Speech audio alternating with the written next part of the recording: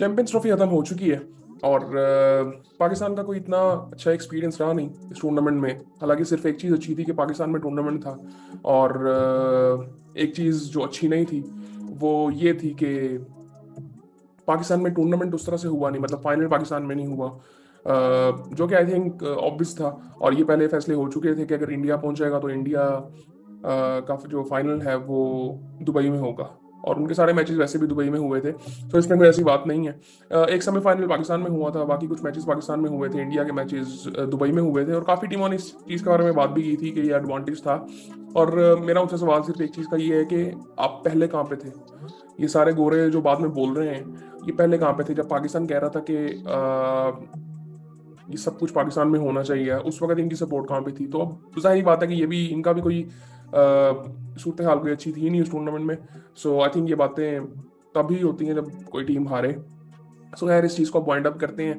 और इंडिया ने I think पूरे टूर्नामेंट में अपनी डोमिनेंस दिखाई है कि वो कितनी बेहतर टीम है। मैं अभी भी समझता हूँ कि उनकी जो उन्होंने अपना जो आई थिंक मैं कहूँगा कि बेस्ट गेम अभी उनकी हमने देखी नहीं इस टूर्नामेंट में। मुझे बेसिकली ये लगता है ना, बैटिंग में अगर आप यहाँ पे बुमराह को ऐड कर लें तो वो आई थिंक वो फिर नेक्स्ट लेवल पे बात चली जाती है। और उसी के साथ बैटिंग में भी मैं उस तरह से कहूंगा कि वो 250 वाले मैचेस ही हुए हैं, मोस्टली 250 के राउंड अबाउट सारे मैचेस हुए दुबई में जो हुए। और आई थिंक वो सूट भी उनको कर रहे थे, उनके स्पिनर्स आई थिंक बहुत अच्छे थे। तो ओवरऑल एक्सपीरियंस इंडिया के लिए तो बहुत अच्छा था और वो चैंपियंस ट्रॉफी भी जीते। खैर उसको अब खत्म करते हैं, और पाकिस्तान की जो अब सीरीज शुरू हो रही है न्यूजीलैंड के साथ, 5 T20 और 3 ODIs। इनका स्क्वाड अनाउंस हो चुका था पहले, चैंपियंस ट्रॉफी के दौरान ही अनाउंस हो चुका था क्योंकि हम बाहर हो चुके थे, तो वो चीज़ें होनी थी, ज़ाहिर बात है। और उस पर काफ़ी बातें हो भी रही हैं, और काफ़ी मतलब मैं उसमें ये नहीं कहूँगा कि हमने कुछ ऐसे फैसले कर लिए कि जिससे हम कहें कि हम बहुत अब ठीक डायरेक्शन में जा रहे हैं और अब चलते रहे इस पे तो बहुत अच्छी मतलब रिजल्ट्स अच्छे हो सकते हैं। सो अब यहाँ पे ना कई ऐसी चीजें हैं जो डिफरेंट एंगल से हमें देखनी चाहिए, जो कि हम देखते नहीं है। अगर हम आज से 8-10 साल पहले जाए ना, उस क्रिकेट को जिस तरह से हम देखते थे आज नहीं देख सकते। आप उठा के कोई भी मैच देख लें पिछले 8-10 साल पहले का, वो बिल्कुल ही एक डिफरेंट क्रिकेट आपको लगेगी। अप्रोच प्लेयर्स की बिल्कुल डिफरेंट लगेगी, स्पेशली अगर एशियन टीम्स की अगर बात की जाए तो। सो खैर पहले मैं आपको स्क्वाड बताता हूँ, फिर उसके बारे में बात करते हैं। T20 के स्क्वाड की अगर बात की जाए तो उसमें बाबर आजम आपको नहीं मिलेंगे, मोहम्मद रिजवान नहीं मिलेंगे, उन दोनों को ड्रॉप किया गया। और किसी हद तक ये बात ठीक भी है, बट इसमें ना मैं इसमें कुछ चीज़ें ऐसी हैं कि जो कि हमें देखनी चाहिए। पहले तो डायरेक्शन अप्रोच हमारी फिर भी ठीक नहीं है। सलमान अली आगा कैप्टन होंगे, शादाब खान वाइस कैप्टन है, और इनके बारे में काफ़ी अर्से से बात चल रही थी कि शादाब खान को टीम में लाया जाएगा और कैप्टन बना दिया जाएगा, और इनके साथ सकलैन मुश्ताक को कोच बना दिया जाएगा। अच्छा, इस चीज में किसी को मेरे ख्याल से कोई मतलब इशू नहीं होगा कि सकलैन मुश्ताक हेड कोच बन जाए या शादाब खान के कैप्टन बन जाए, क्योंकि हमने देखा कि PSL में उनकी परफॉर्मेंसेज एज ए कैप्टन भी बड़ी जबरदस्त रही है शादाब खान की। इसमें जो एक मसला ये आता है ना कि ये काम होते किस तरह से हैं, मतलब सबको पता था किस परफॉर्मेंस की बेस पे उन्होंने आना है। अब मैं आपको ना कुछ चीजें बताता हूँ। शादाब खान के बारे में काफी बातें हो रही थी, अब मैं पॉजिटिव चीज आपको बताता हूँ कि उन्होंने अपनी बॉलिंग पे काम तो की है। मैंने उनके कुछ क्लिप्स देखे थे, वो काफी बेहतर लग रहे थे जब ये आए थे। तो मैं शुरू में हमेशा से ये बात करता था कि he is a leg spinner, but उनको लेग स्पिन नहीं आती। He is a leg spinner, वो सिर्फ अपने रोंगन या गुगली पे, जो कि उनको पता नहीं होता था कि वो होगी या नहीं होगी, वो उस पर डिपेंड करते थे। सिर्फ ये उनकी स्ट्रेंथ थी उनकी बॉलिंग में, और उसके साथ वो बैटिंग कुछ कर लेते थे। और वो प्रॉपर लेग स्पिनर भी नहीं थे। वो बाद में अब सकैन मुश्ताक की भी शायद उसमें काफी आई थिंक इनपुट थी, और उन्होंने काफी हेल्प की शादाब खान की। और मैंने जो क्लिप्स देखे थे, अभी के नहीं है, कुछ अर्सा पहले के हैं, जब से वो टीम से बाहर हैं, अभी आप कह सकते हैं 2-3 महीने पहले की चैंपियंस ट्रॉफी से पहले मैंने देखे थे, कि जिसमें लग रहा था कि वो उनका एक्शन बेहतर हुआ है। और आई थिंक उनके एक्शन का इशू था कि वो उनका हाथ गिरता ही उस तरह था कि जिस तरह रोगन या गुगली, बस वहां पे था। वो लेग स्पिन उस तरह से वो उनकी मतलब as a leg spinner, leg spin तो मेरे ख्याल से वो बेसिक चीज है, जो कि वो आई थिंक उस तरह से नहीं करते थे। मतलब आप 6 बॉलों में से 5 बॉलें अगर देखें तो वो उनकी रोंगन या गुगली होती थी। सो ये इशू था। अब इस तरीके से इशू होता है सबको कि यार ये चीजें होती किस तरह से हमारी क्रिकेट में, और वो अभी भी हुआ है, और ये मुझे लगता है कि ये बंद कभी हो ही नहीं सकता। क्योंकि हमें अपनी बेसिस हमने जब तक ठीक नहीं करनी, कुछ नहीं हो सकता। और इसके बारे में हम पहले कई दफ़ा बात कर चुके हैं। और स्क्वाड अगर मैं आपको बताऊं तो सलमान कैप्टन है, शादाब खान वाइस कैप्टन है, अब्दुल समद है। अब ये जो टीम पूरी सिलेक्ट हुई है ना, मेरे ख्याल से इसमें से ज्यादातर लड़के रेडी नहीं है अभी खेलने के लिए। हम इनको भी जल्दी खिला रहे हैं, इनमें से कुछ परफॉर्म कर जाएंगे, कुछ नहीं करेंगे, लेकिन ये रेडी नहीं है मेरे ख्याल से। इंटरनेशनल टीम की, जब आप नेशनल टीम की बात करते हैं ना और इंटरनेशनल क्रिकेट की बात करते हैं, उसमें आप किन को लेके आना चाहिए, मतलब ये नहीं कि किन को लेके आते हैं हम। पहले ऐसा नहीं होता था, पहले ऐसे होता था कि यार टॉप टैलेंट जो है वो आ जाता था। अब नहीं ऐसे हो सकता, आपको वो सब ग्रूमिंग नीचे ही करनी है। हम असल में बात क्या कर रहे होते हैं कि जी पाकिस्तान टीम में आएगा तो आके ग्रूम होगा, अभी नया नया है, अब ग्रूम होगा। ओ भाई, पाकिस्तान टीम में ग्रूम होके आपने आना है। वो नीचे जो डोमेस्टिक क्रिकेट है उसमें ग्रूमिंग आपकी बेहतर होनी चाहिए। तो वो सारा कुछ आगे पाकिस्तान क्रिकेट में होता था, तो इसीलिए हम वो रिजल्ट्स इस तरह के फिर देखते थे। खैर, अब्दुल समद है, अबरार अहमद है, हारिस रऊफ है। हारिस रऊफ अभी भी खेल रहे हैं, ठीक है। उनकी, मैं समझता हूँ कि T20 में उनकी जगह किसी हद तक ही बनती है, क्योंकि उनकी परफॉर्मेंसेज तो नहीं है। ये सीधी सी बात है, उनकी परफॉर्मेंसेज नहीं है उस तरह की। अब परफॉर्मेंसेज भी नहीं है, और मुझे तो उनके ना क्या कहते हैं, डिसिप्लिन के भी इश्यूज लगते हैं। डिसिप्लिन के इस लिहाज से इश्यूज, शायद लोगों को तंगी ना हो रही हो, but as a national team में आपकी जो परफॉर्मेंसेज होनी चाहिए और जिस तरह से आपको लेके चलना चाहिए, मेरे जिस तरह उन्होंने कहा था कि जी मैं वाइड बॉल क्रिकेट ही नहीं खेलूंगा, तो भाई आपकी बॉलिंग बेहतर होगी नहीं, तो आप टीम में होने नहीं चाहिए। ये अब देखो ना, अब जो सेलेक्टर सेलेक्ट करते हैं उनको पता होना चाहिए कि जब वो कह रहा है मैंने वाइड बॉल खेलनी नहीं और वो बेहतरी आनी वाइड बॉल से है, तो फिर वो टीम में कर क्या रहा है। सो ये आप कह सकते हैं कि एथिकली ये मुझे ठीक नहीं लगता कि जब वो एक बंदा कह रहा है कि मैं, वो एक बंदा रिस्पेक्ट ही नहीं दे रहा है इनको, चाहे वो उसके जो रीजंस हैं वो रियल हैं, फिर भी जब वो चीज ठीक ही नहीं हो सकती तो वो कर क्या रहा है। अभी मैं इस पे काफी बात कर सकता हूँ, ये क्यों जरूरी है। हारिस रऊफ, हसन नवाज है, फिर जहां दाद खान है। हसन नवाज को भी अब देखें आप, मैंने उनको चैंपियंस कप में देखा है, मेरे ख्याल से he is a good batsman, but ready नहीं है। रेडी प्रोडक्ट जो टीम के लिए होना चाहिए वो नहीं है। वही हम कर रहे हैं कि टीम में लाके ग्रूम करेंगे, बाद में फिर करेंगे। तो डोमेस्टिक टूर्नामेंट्स का जो मकसद है वो तो फिर खत्म हो जाता है सारा। खुशदिल शाह है, ठीक है, अब आपने पहले सिलेक्ट उनको चैंपियंस ट्रॉफी में किया था, अब आप उनको बाहर कर ही नहीं सकते थे, वरना ऐसे हुआ कई प्लेयर्स के साथ। अब हसनैन नहीं है किसी भी स्क्वाड में, हसनैन बाहर बैठा बैठा ही बाहर हो गया, वो कोई मैच भी नहीं खेला, पता नहीं किस बेस में बाहर हुआ है। उसके बाद अब्बास अफरीदी हैं। अब्बास अफरीदी पे मुझे लगता है कि इस पे फोकस इस लड़के पे पहले से करना चाहिए था। ये वनडे में, ये T20 में दोनों टीमों में डिजर्व करता है खेलना, एज ए ऑलराउंडर भी ये बैटिंग बहुत बेहतर करता है कई ऑलराउंडर से। मोहम्मद अली हैं, काफी बात इनके बारे में हो रही थी, अच्छी बात है, इनको लाया गया है। मोहम्मद हारिस हैं। अब ये देखिए, मोहम्मद अली को भी T20 में लाया गया, मेरे ख्याल से इनको वनडे में भी होना चाहिए, और इन्होंने बॉलिंग अच्छी की थी चैंपियंस कप में, T20 में भी और वनडे में भी। मोहम्मद हारिस हैं, मोहम्मद हारिस ये विकेट कीपर है, और इनको मेरे ख्याल से होना ही चाहिए। मेरी अप्रोच ही इस वक्त क्रिकेट को लेके, मुझे लगता है कि हमें जो जनरली देखनी है ना टीमों को, वो क्या है, टॉप 3 बैट्समैन आपके वो होने चाहिए जो कि अटैक करें, तोड़ दे सामने वाली टीम को पावर प्ले में। हमारी अप्रोच अभी भी वो नहीं है। मोहम्मद इरफान खान, न्याजी हैं, इनको बाहर क्यों किया था, मेरी समझ से बाहर थी वो चीज़। उमैर बिन यूसुफ, अब इनकी भी मैंने कोई इतनी खास परफॉर्मेंस देखी नहीं है, बट आई थिंक डिसेंट है। कुछ इनिंग्स इनकी मैंने देखी हैं वो अच्छी हैं। शाहीन शाह अफरीदी हैं, सुफियान मुकीम है, उस्मान खान है। सो ये T20 का स्क्वाड है इनका।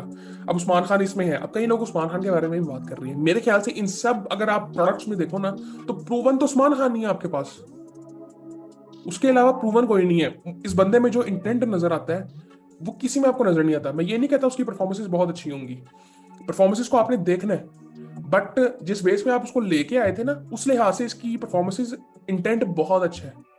और उसको तो अभी पता भी नहीं है, मुझे मुझे खुद नहीं पता कि इसने खेलना किस नंबर पे है। मुझे खुद नहीं पता, किसी को नहीं पता इसने किस नंबर पे खेलना है। तो ये ज्यादती वैसे हम सबके साथ ही करते हैं।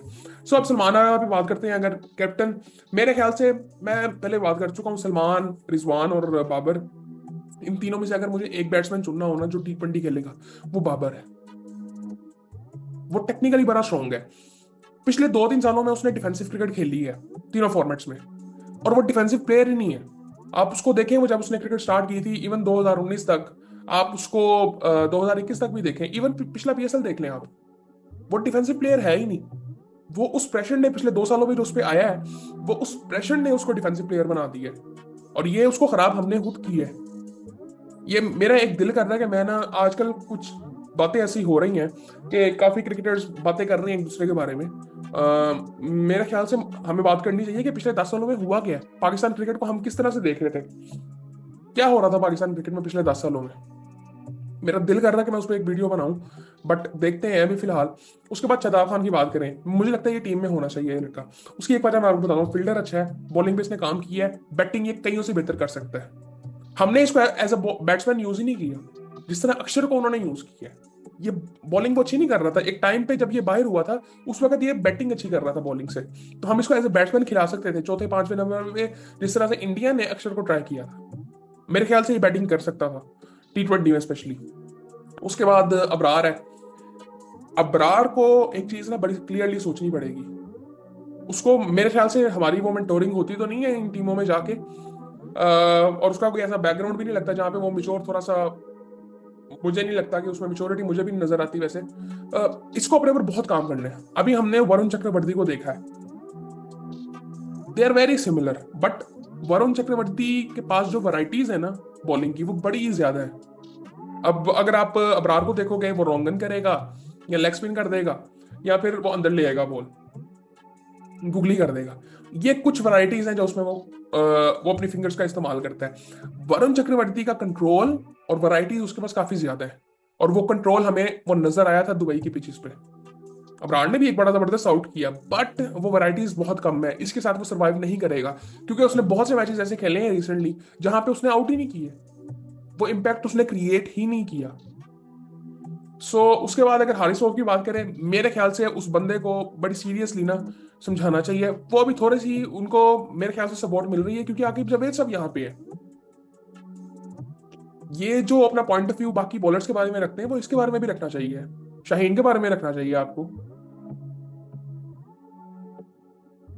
सो आई थिंक ये कुछ चीजें देखने वाली हैं। शाहीन का भी मैं किसी हद तक समझता हूँ कि T20 में ठीक है, वनडे में बिल्कुल उसको बाहर बिठाना चाहिए और उसको लंबी बॉलिंग करनी है। अभी मैंने रिसेंटली देखा कि कोई प्रैक्टिस मैच था, और शाहीन शाह अफरीदी साहब बॉलिंग कर रहे थे अब्दुल समद को, अब्दुल समद ने 4 छक्के मार दिए और वो बाहर चले गए थे कि मेरी कमर में दर्द निकल आया है। ये इनका एक तो इंटेलेक्ट लेवल है वो, कि कुछ सीरियस नहीं हुआ होगा, ये गारंटीड है। ये सीरियस कुछ नहीं हुआ होगा, ये इंटेलेक्ट लेवल है इनका। ये बच्चे हैं अभी, कि इतनी सी बात पे ये चीजें होती हैं हमारे यहाँ पे। तो इसीलिए कहते हैं ये जो ग्रूमिंग है ना, ये चाके खुल जाने चाहिए, ये इनके खुले नहीं होते चाके। सो आई थिंक ये चीजें थोड़ी सी ना, मैं मुझे उम्मीद कोई नहीं है। मुझे उम्मीद, मैं आपको रियलिटी में बताऊं, मुझे उम्मीद इतनी ज्यादा कोई है नहीं इनसे कि हम किसी बेहतरी की तरफ जाएंगे। एक ना कॉमन सेंस की बात है, हम ना आसान चीजों को इतना मुश्किल कर रहे हैं। कॉमन सेंस की बात ये है कि आपने पहले तो डिफाइन करना है हमने क्रिकेट खेली किस तरह से है। इवन मैं आपको बताता हूँ, उसकी प्रेस कॉन्फ्रेंस हुई थी सलमान की, आकिब जावेद की और सलमान आगा की। सहाफियों के फजूल से सवाल थे एक, जो हमेशा से होते हैं। सिर्फ क्रिकेटर्स का, सिर्फ मैनेजमेंट का हाथ नहीं है, पूरी कौम का, एज अ कौम हमारा हाथ है कि हमने किस तरह से खराब किया है क्रिकेट को। सहाफियों का भी उसमें हाथ है। सो खैर, वो उस पे पहले वो डाल दिया कि आप, ये पता नहीं किस अजीब से सवाल था, उसका कॉन्टेक्स्ट सिंपली ये था कि यार ये बंदा क्या सबसे काबिल था कि जिसको कैप्टन बनाया जाए। कॉन्टेक्स्ट ओवरऑल ये था। इस तरह की बातें होने लग गई हैं, और ये भी उससे सवाल किया गया कि आपको तो पता पाकिस्तान क्रिकेट में होता कैसे है, कि अगर आप आज कप्तान है कल ना हो, कोई पता नहीं। ये इस तरह के सवाल थे, और वो आकिब जावेद ने किसी हद तक कह भी दिया था ये बात, कि आपने खुद उसकी जेन में ये डाल दिया, उस बंदे का कॉन्फिडेंस ही गिर गया होगा। वो बात बिल्कुल ठीक है। और दूसरी एक बात, हसनैन की तरह है, मेरी समझ से बाहर है, वो वनडे स्क्वाड में भी नहीं है, और वो चैंपियंस ट्रॉफी के स्क्वाड में था, और वो मैच को खेला ही नहीं, और वो बाहर हो गया। हुसैन तलत किधर है, वो भी दोनों स्क्वाड्स में नहीं है। और उसके बारे में एक्सक्यूज उन्होंने ये दिया था कि हम बस सोचते रह गए, हमारा जो पूल है वो उसमें वो था। मेरे ख्याल से जो टॉप परफॉर्मर होता है ना, उस पे तो आपको कोई दिमाग नहीं लड़ाना, उसको आप डालें अंदर, बाकी सब बाहर करें। कामरान गुलाम नहीं है, कामरान गुलाम किधर गया, मुझे समझ से बाहर है।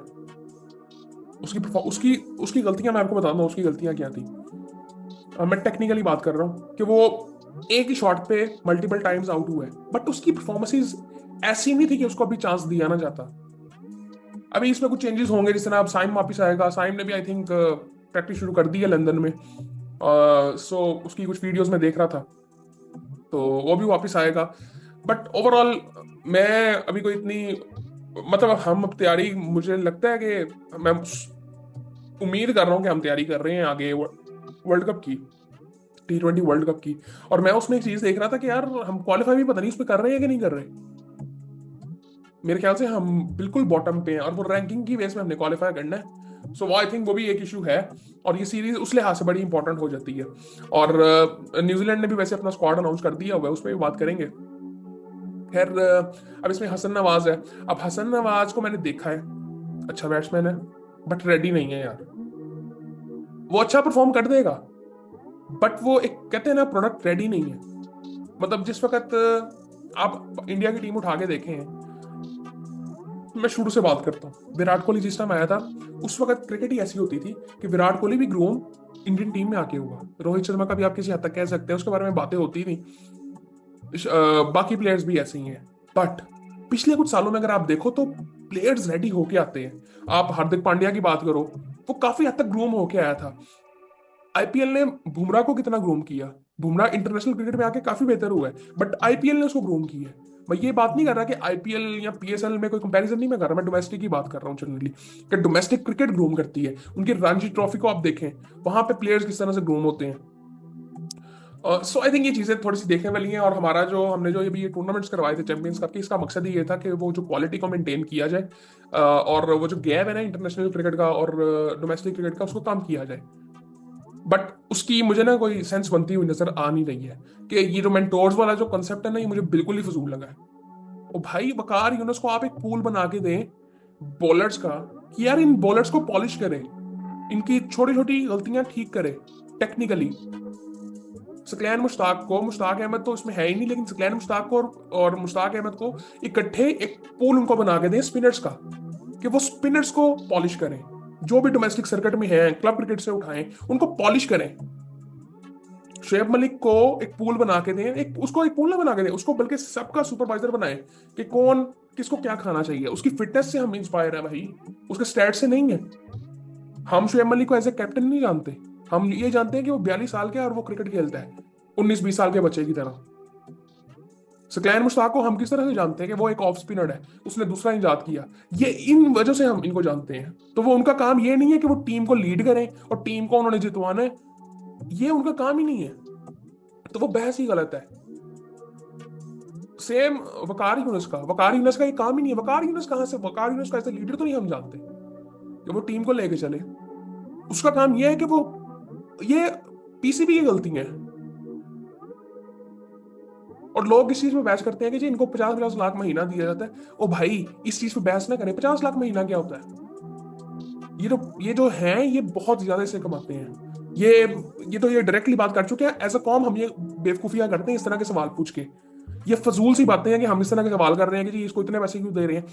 वो $20,000 भी नहीं बनते महीने के, इससे बहुत ज्यादा वो कमाते होंगे। और दूसरी एक चीज ये है कि ये सवाल मत करें, सवाल ये करें कि वो जो काम वो कर रहे हैं वो ठीक पोजीशन पे है भी कि नहीं है। इस पे तो किसी ने बात नहीं की। तो आई थिंक ये चीजें इंपॉर्टेंट है। और इस तरह की बातें ये अब हमें छोड़ देनी चाहिए। बहुत ये थर्ड क्लास बातें लगती हैं कि जहां पे हम हर चीज को पैसे से जोड़ देते हैं और हमारे पास पैसा ही नहीं है। तो ये आई थिंक ये चीजें हैं। खैर अभी ओडीआई स्क्वाड की बात करेंगे दूसरी वीडियो में। और मुझे बेसिकली ठीक है, नए प्लेयर्स हैं, एटलीस्ट ना फ्रेश ब्रेन्स आए हैं, बस ये मैं ये कहूंगा, फ्रेश माइंड्स आए हैं। और आई थिंक बस उम्मीद ये कर रहा हूँ कि वो इंटेंट हमें नजर आए, जो कि पहले नहीं आता। और पहले भी बार बार बात कर चुके हैं, मुझे इतना फजूल लगता है ना हर चीज रिपीट करते हुए। बट आई थिंक देखते हैं फिर आगे क्या होता है।